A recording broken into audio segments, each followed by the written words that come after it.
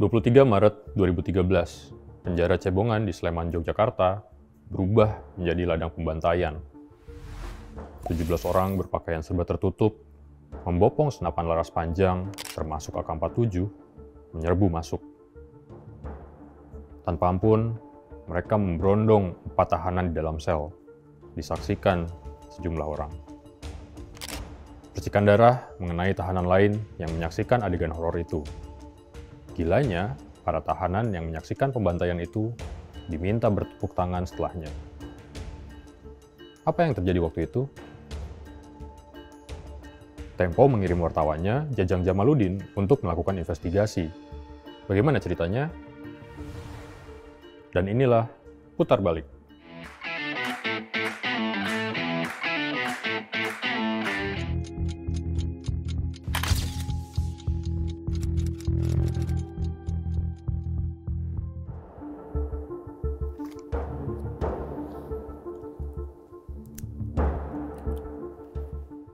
Pembantaian sadis di Lapas Cebongan bermula dari sebuah peristiwa yang terjadi 4 hari sebelumnya. Pada Selasa 19 Maret 2013, di Hugos Cafe Yogyakarta, Sersan Kepala Santoso, seorang anggota Komando Pasukan Khusus TNI Angkatan Darat, meregang nyawa. Dia dikeroyok sekelompok orang.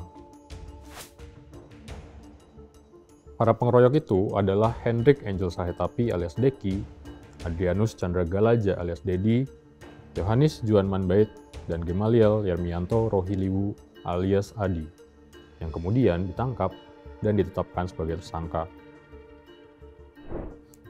Di Yogyakarta, Deki dan kawan-kawan yang berasal dari Nusa Tenggara Timur dikenal dekat dengan kelompok preman. Mereka kerap nongkrong di klub malam di Yogyakarta dan biasa dimintai mengamankan sejumlah tempat hiburan malam. Deki sendiri dikabarkan pernah bergabung dengan ormas bentukan Hercules, meski kemudian ia keluar. Deki juga pernah terlibat kejahatan di kota pelajar itu. Ia bahkan 2 kali ditahan polisi atas kasus pengeroyokan yang menewaskan orang lain, bahkan pemerkosaan. Pengeroyokan di Hugos Cafe ini bermula dari masalah sepele, senggolan antara Santoso dengan Deki di luar kafe. Tapi pertengkaran mereka berlanjut ke dalam. Deki menghardik Santoso. "Kamu dari mana?" katanya. Santoso menjawab, "Saya dari Kopassus." Rekan Deki, Dedi, lalu menimpali. "Terus kalau dari Kopassus, kamu mau apa?" "Kalau mau perang, perang saja," ujar Dedi sambil menghantamkan botol ke kepala Santoso. Keributan pun pecah. Puncaknya, Dedi menghujamkan pisau ke dada kiri Santoso. Anggota Kopassus dari grup 2 kandang menjangan itu pun tewas dalam perjalanan menuju rumah sakit. Belakangan, video rekaman CCTV pengeroyokan ini sempat diunggah oleh akun samaran ke YouTube pada 17 Agustus 2013. Kabar kematian Santoso segera tersebar. Pada Selasa siang, beberapa jam setelah pengeroyokan, para pejabat Komando Daerah Militer di Ponorogo bertandang ke markas Kepolisian Daerah Yogyakarta. Komandan Kopassus Grup 2 Kandang Menjangan ikut hadir. Kepada polisi, para pejabat militer menanyakan perkembangan kasus kematian anak buah mereka. Dalam pertemuan itu, sumber Tempo bercerita, tentara meminta polisi menyerahkan kasus ini kepada mereka. Tapi permintaan itu ditolak. Belum sampai 24 jam dari peristiwa pengeroyokan Santoso, polisi akhirnya meringkus kelompok Deki di sebuah asrama di kawasan Lempuyangan dan tempat lain di Yogyakarta. 4 orang itu pun langsung ditetapkan sebagai tersangka dan ditahan di markas Polda Yogyakarta. Tapi 2 hari kemudian, pada Jumat 22 Maret 2013, mereka dipindahkan ke Lapas Cebongan dengan alasan sel di markas Polda Yogyakarta sedang direnovasi. Hari-hari menjelang pembantaian di Lapas Cebongan penuh dengan ketegangan. Bahkan, sampai sebelum akhirnya kelompok Deki ditangkap polisi, kasakusuk soal akan adanya sweeping besar-besaran oleh anggota militer menyebar lewat pesan pendek di kalangan warga Nusa Tenggara Timur yang tinggal di Yogyakarta. Setelah penyerbuan Lapas Cebongan ini meledak dan diberitakan di mana-mana, Tempo pun menurunkan wartawannya untuk menginvestigasi kasus ini. Berangkat dari sejumlah pertanyaan dan kejanggalan yang ditemukan, wartawan Tempo Jajang Jamaluddin terbang ke Yogyakarta dan mendalami kasus pembantaian ini. Bagaimana ceritanya?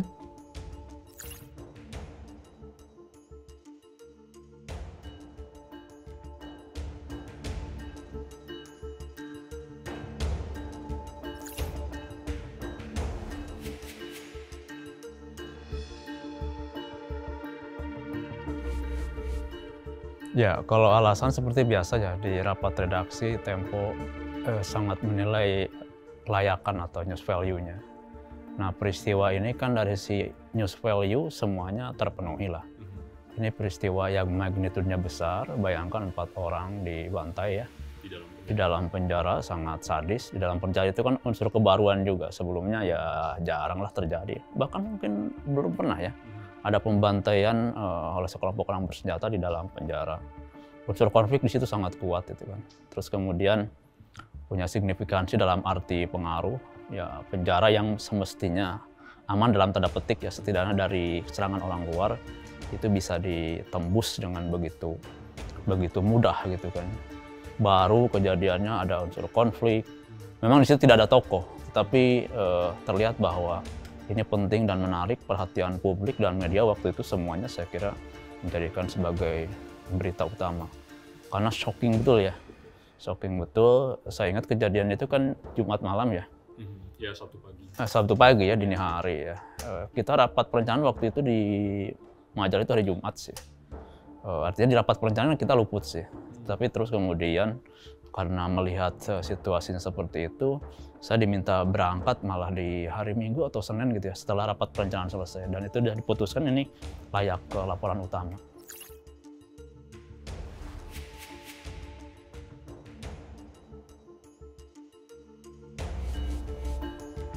Karena lihat kronologinya, pertama kan berasal dari konflik di tempat hiburan ya, di klub malam di Hugos Cafe itu.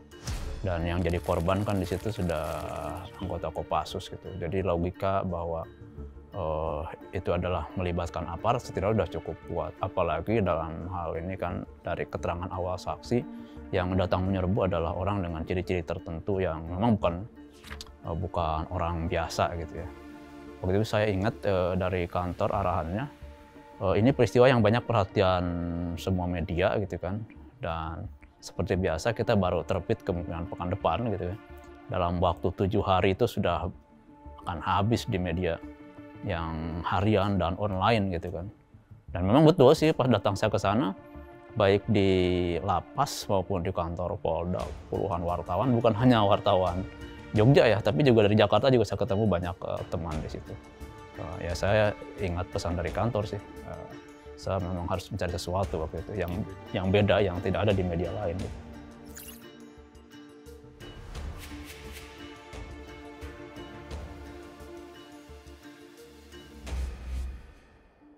Ini situasi yang tidak terlalu normal ya. Liputan perencanaan biasanya begitu kita lakukan. Sebelum pergi ke satu tempat, kita coba cari kontak sana-sini, cari lobby, kemungkinan siapa yang bisa nganter atau siapalah gitu ya, menghubung ke satu tempat dan tempat lain. Karena ini waktunya juga singkat, saya diminta berangkat hari itu juga. Tidak banyak kesempatan itu. Tapi saya tentu saja karena di sana juga kebetulan waktu itu ada Biro Tempo di Jogja ya, Mas Sunudiantoro. Saya langsung telepon beliau, saya sampaikan kira-kira saya akan ke Jogja dan kita akan cari liputan mendalami kasus ini gitu kan. Beberapa sumber yang bisa diakses oleh teman-teman Jogja, coba bikin janji segala macam, nanti kita ketemu bersama-sama. Semacam tor kasar lewat lisan aja, entah SMS atau belum ada WA grup yang jelas waktu itu kan, atau BBM udah aja kan ya? Iya, BBM. BlackBerry Messenger saya bikin semacam tor singkat, disampaikan ke teman-teman di sana. Jadi justru rapatnya itu setelah saya di sana.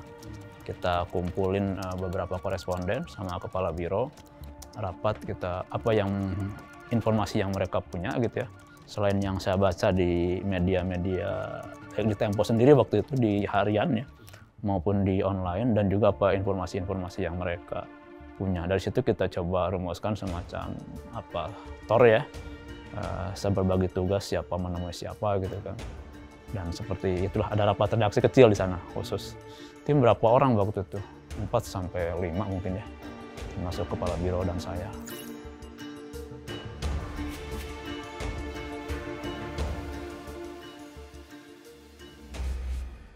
Target besar berangkat dari pertanyaan tentu saja.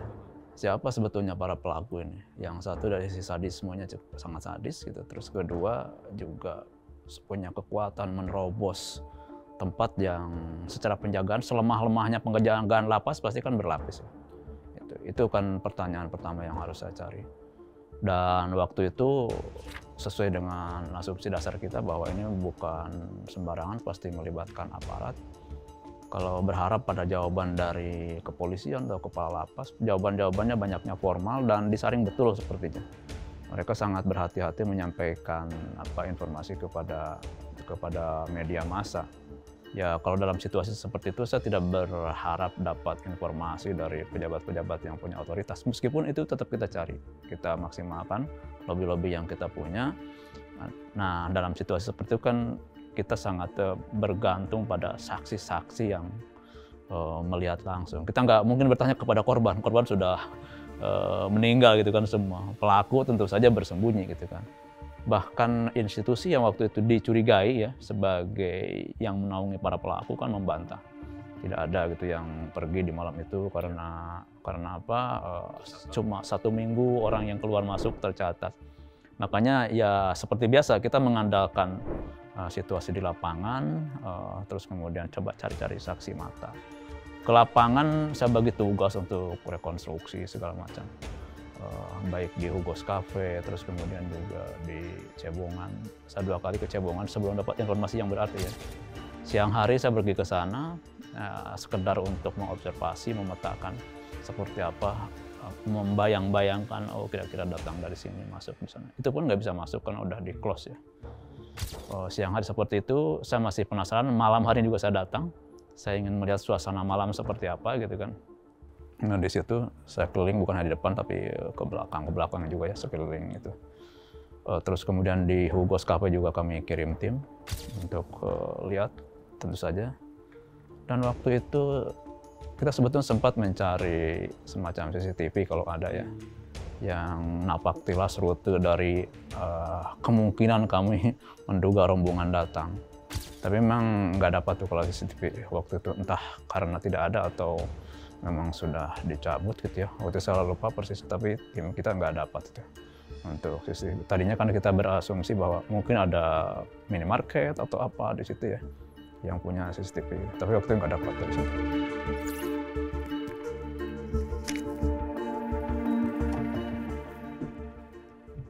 Dalam investigasi penyerbuan dan pembantaian di Lapas Cebongan, Tempo mendapat sejumlah informasi bahwa kejadian ini disengaja. Sumber Tempo bilang, serangan ini bukanlah operasi tertutup. Setidaknya, intelijen polisi dan tentara sudah tahu akan ada penyerangan kepada kelompok Deki di tahanan. Tempo pun berhasil mendapatkan kesaksian sejumlah tahanan yang menyaksikan langsung pembantaian kelompok Deki dan kawan-kawan. Wartawan Tempo Jajang Jamaluddin menuliskan detik-detik kedatangan kelompok bersenjata itu, sampai akhirnya menemukan target mereka di sel Blok A nomor 5 Lapas Cebongan. Rekonstruksi penyerangan itu dilaporkan dalam artikel berjudul Malam Jahanam di Cebongan yang terbit pada 7 April 2013. Ceritanya dimulai dari adegan beberapa jam sebelum penyerbuan. Pada Jumat sore, kedatangan Deki dan kawan-kawan yang dipindahkan dari sel Polda Yogyakarta rupanya disambut sejumlah tahanan. Mereka membuat pesta kecil dengan menyeduh kopi dan teh, serta merebus mie instan. Para penghuni bui bahkan memanggil Deki dan kawan-kawan dengan sebutan abang. Meski begitu, Deki tampak cemas. Berkali-kali ia bertanya kepada tahanan lain soal penjagaan dan pengamanan penjara.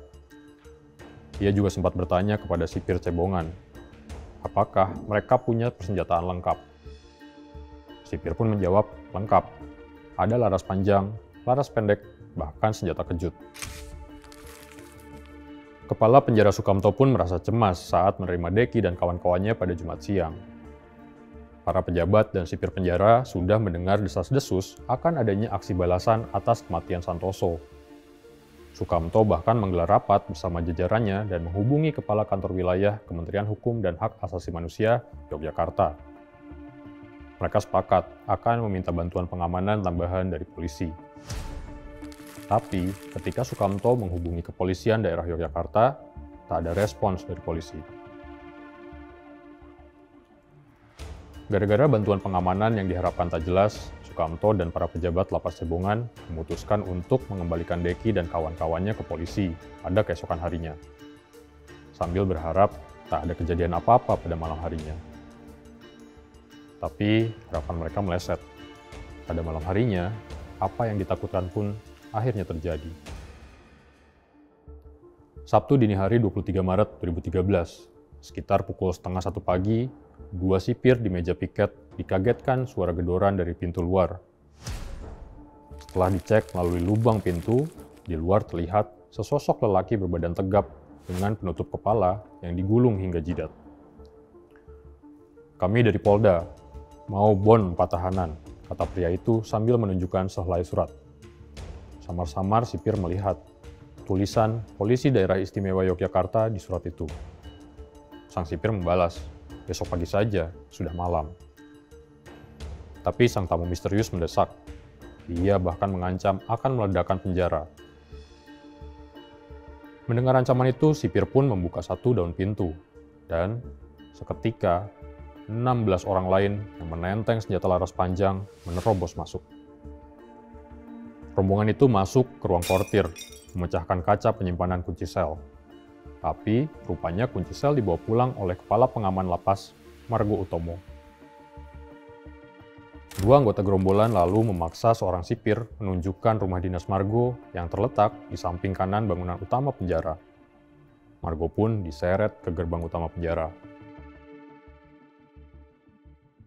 Gerombolan bersenjata itu lalu mengambil telepon seluler semua sipir dan menghajar petugas yang melawan. 8 dari 10 sipir terluka dihantam popor senapan. Setelah para sipir dilumpuhkan, kelompok itu berbagi tugas. Ada yang berjaga di halaman, dan ada yang di ruang depan penjara. Ada juga yang lari ke ruang kerja Sukamto di lantai 2. Di sana, mereka merusak server dan monitor kamera CCTV. Di bawah, 4 anggota penyerbu menyeret Margo dan seorang sipir ke ruang tahanan di Blok A dan meminta mereka membuka pintu kamar nomor 5. Dua pegawai lapas itu diperintahkan untuk tiarap. Begitu pintu kamar nomor 5 terbuka, dua penyerbu menerobos masuk dan berteriak, "Mana kelompok Deki?" Para penghuni sel yang sedang tertidur langsung terkejut dan terbangun. Penyerbu berteriak lagi, "Kalau tidak ada yang mengaku, kalian saya tembak, atau penjara ini kami ledakan."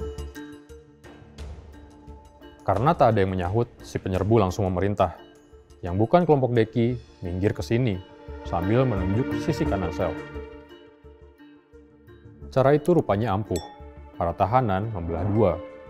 32 orang berkumpul ke sisi kanan. Di sisi kiri, tinggal 3 orang yang bertahan. Dan seketika, senapan menyalak. Deki yang pertama ambruk, disusul Juan. Dedi yang berusaha lari juga terjungkal ditembak. Setelah menghabisi 3 orang, sang penembak mencari satu target tersisa yang bernama Adi. Rupanya, saat tahanan diminta berpisah, Adi menyelinap di antara puluhan tahanan lain. Dia duduk berlutut di dekat dinding dan menyembunyikan wajahnya.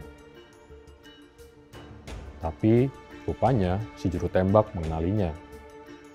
Saat Adi mendongak, satu tembakan jarak dekat menghajar mulutnya. Malam itu, 4 orang tewas diberondong peluru. Kepada tahanan tersisa, si penembak berseru, "Selamat, kalian tidak jadi mati. Ayo tepuk tangan." Puluhan tahanan yang ketakutan bertepuk tangan meski tak keras. Tapi tiba-tiba, selesai mereka bertepuk tangan, ada seorang tahanan berseru, "Hidup Kopassus." Si penembak menghardik. Siapa itu berteriak? Kutembak kamu. Sebelum meninggalkan kamar nomor 5, salah satu dari kelompok penyerbu itu menghampiri 3 jasad di sisi kiri ruang sel. Dan tiba-tiba, tubuh-tubuh yang sudah tak bergerak itu kembali dihajar timah panas. Setelah memastikan semuanya tewas, kelompok penyerbu itu bergegas meninggalkan penjara.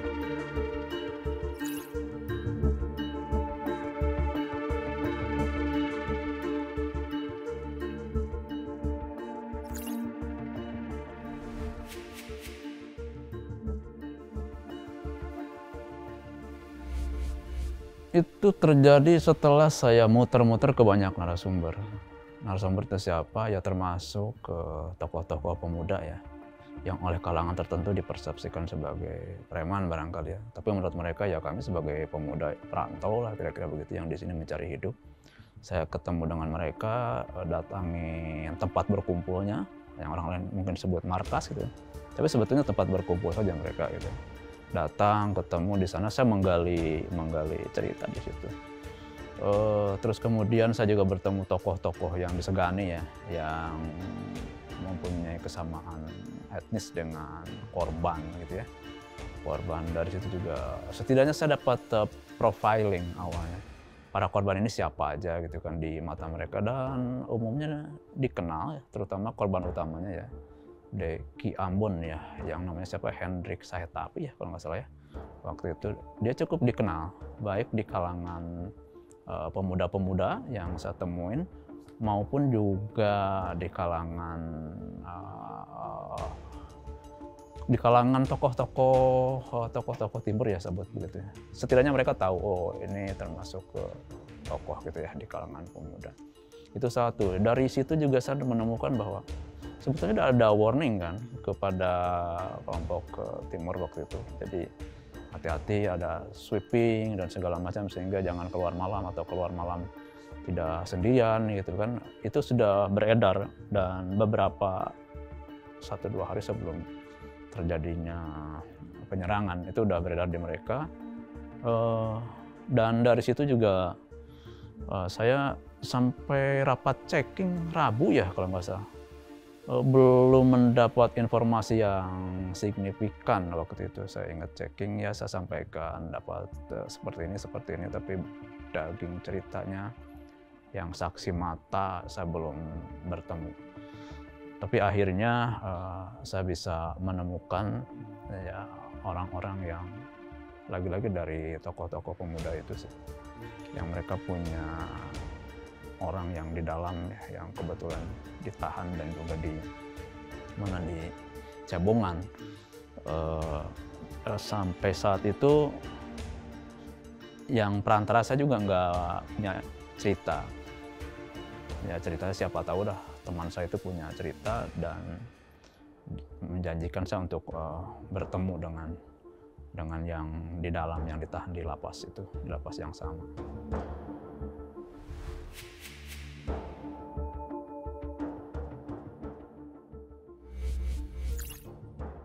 Waktu itu ada suasana pro kontra ya di Jogja sendiri.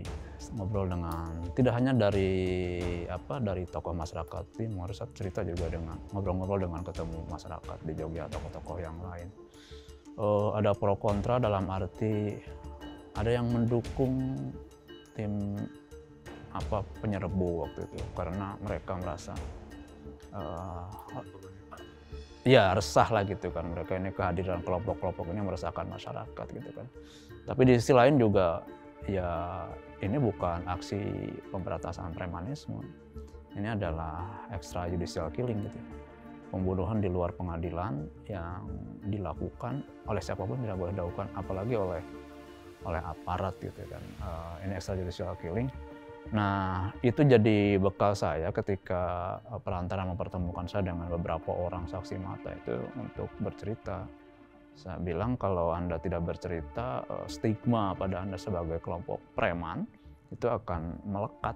Jadi saya tidak bisa menjanjikan apapun buat mereka, jaminan keamanan dan segala macam, saya nggak bisa. Tapi kalau Anda nggak bercerita, satu, sudahlah Anda jadi korban, katakanlah kelompok-kelompok Anda, terus Anda juga dapat stigma bahwa Anda adalah preman yang meresahkan. Karena itu tolong ceritakan apa yang terjadi di dalam. Sampai situ mereka mungkin tergugah, oh iya. Tapi satu hal lagi yang mereka, karena memang benar-benar saksi mata yang saya temukan, ada trauma yang tidak mudah menggalinya gitu kan. Trauma, mereka takut sedikit-sedikit. Kalau disebut menangis mungkin nggak pantas ya, karena bagaimanapun juga mereka orang biasa hidup keras ya. Tapi nuansa ketakutan itu kelihatan dari cara mereka bercerita, berbisik-bisik gitu, mengajak saya duduk di pojok yang sepi. Sesekali dia berhenti itu dan dia melihat ke sana kemari, cerita lagi, maju lagi. Ya dapat cerita detail. Beberapa orang sebetulnya yang saya temui modal begitu, tapi yang waktu itu yang benar-benar kunci adalah 2 orang ya. Saya temui 2 orang dan saya wawancara terpisah, meskipun ketika wawancara dua-duanya ada di lokasi yang sama, cuma saya sengaja memang supaya tidak dua-duanya bareng bercerita ke saya, karena saya akan menguji juga informasinya. Saya dapat cerita detail yang kurang lebih sama seperti yang dituliskan, karena yang bersangkutan juga termasuk yang menyambut kedatangan 4 orang yang dititipkan oleh Polda. Sebetulnya 11 orang yang dititipkan, tapi di antara 11 orang itu ada 4 orang yang waktu itu adalah tersangka pelaku pengeroyokan sersan kepala Kopassus itu, Santoso. Mereka juga ikut pesta kecil-kecilan menyambut kehadiran seniornya. Mereka panggil abang gitu, terutama Deki ya. Deki pestanya ya ngeteh bareng gitu ya, sore-sore itu ketika datang, Indomie dan segala macam. Dan mereka juga ternyata ya, ini mungkin disinilah keberuntungannya, orang itu juga ada di sel yang sama, di blok A nomor 5 itu, ada di situ. Dia dapat cerita detail, saya minta cerita dengan pelan-pelan dari awal sampai akhir aja, dirunut dari mulai dia menyambut, terus kemudian apa yang terjadi malamnya di sana. Nah cerita yang sama kemudian saya coba lagi konfirmasi secara tidak langsung, minta yang kedua bercerita juga, dan ceritanya sangat mirip, sangat identik. Karena itu saya merasa yakin bahwa ini cerita disampaikan oleh 2 sumber yang tidak saling terkait secara langsung di waktu yang berbeda ya, meskipun tempatnya sama isinya, jadi kronologinya sama lah gitu kan. Dan mereka bercerita sangat detail seperti ada yang di tulisan majalah Tempo waktu itu.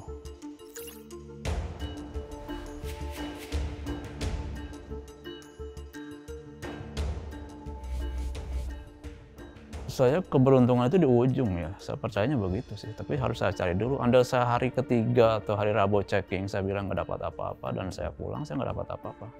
Tapi itu saya sampai hari terakhir, saya balik kayaknya mah hari Minggu apa Sabtu ya. Pokoknya udah deadline, tapi saya udah nyicil sih. Laporan per harian saya bikin gitu, dikumpulin, dan jadi ketika pulang ke Jakarta, nulis udah relatif jadi ya. Bahwa di situ ada unsur laki, iya, tidak saya pungkiri. Tapi itu setelah saya muter di banyak orang dan menemui banyak orang dan nggak berhasil mendapatkan informasi yang signifikan. Bahkan perantara saya juga nggak tahu bahwa temannya dia itu adalah saksi mata gitu kan. Di situ mungkin ada keberuntungan, karena kan saya nggak bisa cari dong saksi mata gitu, nggak bisa. Ya ternyata dapat 2 saksi mata yang ya tidak diperoleh oleh media lain, bahkan temannya sendiri nggak tahu bahwa temannya saksi mata. Di situ mungkin keberuntungannya. Ada sih keberuntungan, tapi keberuntungan setelah dicari-cari ya supaya dibukakan jalan. Dan tentu saja sebagai reporter ya, waktu itu saya merasa berbunga-bunga itu, terbayar, oh dapat nih pulang.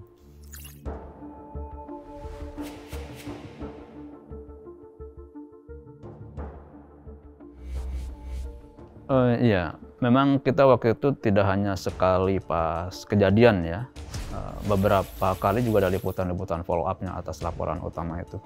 Mengapa kita melakukan hal seperti itu? Karena tadi ini memang peristiwa besar ya, peristiwa penting, kriminal memang sih, tapi memang peristiwa penting sehingga kita follow up gitu. Waktu itu kan ada kekhawatiran misalnya ini karena para pelaku berasal dari korps tertentu gitu ya, dalam hal ini Kopassus ya, TNI Angkatan Darat. Tentu saja mereka dari sisi institusinya meminta untuk diadili di peradilan militer. Tapi waktu itu sikap Tempo saya ingat kita mendorong untuk diadili di peradilan umum supaya mereka bisa diadili secara transparan gitu ya. Terus kemudian dan mendapatkan hukuman yang seadil-adilnya gitu kan. Karena kalau di peradilan militer yang cenderung tertutup, publik tidak bisa memantau sepenuhnya. Nah, bahkan ketika ini diadili di peradilan militer, sempat kan beberapa kali sidang dipenuhi oleh teman-temannya sendiri, gitu. Ada semangat jiwa korps ya, semangat korsa di situ yang kita melihat wah ini bahkan di peradilan militer pun berada dalam intimidasi gitu ya. Tapi kemudian untungnya vonisnya menyatakan bahwa terbukti melakukan pembunuhan berencana ya, sehingga vonisnya bervariasi dari 11, ada yang awalnya 11 sampai 16 tapi terus kemudian terkoreksi ya di tangkatan berikutnya. Jadi vonisnya lumayan gitu ya, dalam arti yang penting kan terbukti ini ada pembunuhan berencana. Meskipun demikian memang kalau ditanya tadi relevansinya dengan kondisi saat ini, satu dua hal saya kira ya. Pertama soal isu premanisme, terus kedua soal isu militerisme gitu. Premanisme yang mengejala tentu saja akan selalu meresahkan masyarakat gitu ya, karena sangat lekat dengan tindakan kekerasan, tindakan kriminal. Tetapi fenomena seperti itu tidak juga bisa dihadapi dengan pendekatan yang semena-mena gitu kan. Waktu itu seperti saya sampaikan di awal, di masyarakat ada anggapan bahwa ini adalah balas dendam terhadap kelompok preman yang ada justifikasinya. Bahkan pemberantasan terhadap preman pun ya harus dilakukan secara sesuai dengan hukum gitu, tidak bisa tindakan semena-mena. Karena ya akan terjadi spiral kekerasan kalau kekerasan dihadapi dengan kekerasan, apalagi sampai extrajudicial killing gitu ya. Seperti itu kemungkinan terjadinya aksi balas dendam dan seterusnya, spiral kekerasan akan terbentuk.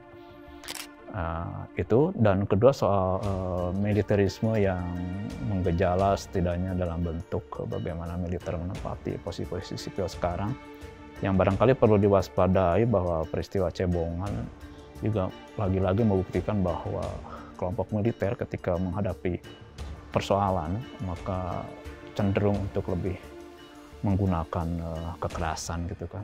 Bahkan ketika kekerasan itu juga jelas-jelas melanggar hukum, bagaimana kelompok yang merasa punya kekuatan bisa mengambil sekelompok orang tersangka yang sebetulnya sedang diproses oleh penegak hukum lain, dalam hal ini kepolisian gitu ya, terus kemudian menyerbu tempat yang sebetulnya itu ada juga institusi penegak hukum gitu. Itu mungkin perlu menjadi sebagai catatan ya, warning buat kita sampai kapanpun, bahwa ketika militer merasuk ke kehidupan kesehari-hari itu ada ancaman bahwa masalah diselesaikan dengan kekerasan. Itu mungkin yang relevan untuk didiskusikan lagi saat ini. Kasus penyerbuan Lapas Cebongan menggegerkan tanah air. Komisi Nasional Hak Asasi Manusia turun ke lapangan menyelidiki kasus ini. Di tahap awal, investigator Komnas HAM menemukan setidaknya ada 30 selongsong peluru di sel nomor 5 itu. Adapun dari rekonstruksi, penyerbuan itu disebut hanya berlangsung 15 menit. Telunjuk pun mengarah ke Komando Pasukan Khusus Grup 2 Kandang Menjangan yang bermarkas di Kertasura, Solo. Tapi, waktu itu, Kepala Seksi Intel Kopassus Grup 2 Kandang Menjangan, Kapten Wahyu Yuniartoto menegaskan, tak ada anggota Kopassus yang keluar markas di malam penyerbuan.